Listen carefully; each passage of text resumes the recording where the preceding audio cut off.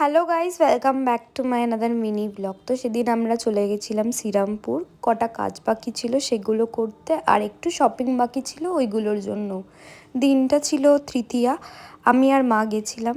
মায়ের কিছু জামা কাপড় ঠিক করানোর ছিল, তো প্রথমেই আমরা টেলারের দোকানে চলে গেছিলাম। ওখান থেকে বেরোনোর পরে মার্কেটে গেছিলাম, আর ওখানে একটু শাড়ি দেখছিলাম।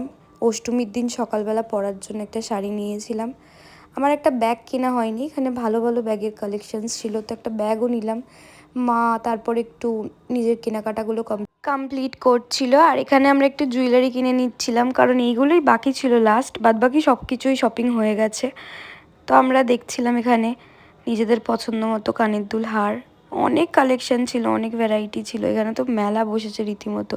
শ্রীরামপুরে প্রচণ্ড ভিড় হয়েছিল। যাই হোক, তো আমি তারপরে একটু চুড়িও কিনেছিলাম, আর এখানে হারগুলো দেখছিলাম, তারপর মাও নিচ্ছিল। তো ওখান থেকে কেনাকাটা করার পরে আমরা চলে যাচ্ছিলাম বাড়ির দিকে। আর আমরা খাবার দাবার খাওয়ার একদমই টাইম পাইনি, তো লাস্টে আমি একটু ফুচকা খেয়েছিলাম বাড়ি আসার আগে। আজকের ব্লগটা এখানেই শেষ করছি। টাটা, সবাই ভালো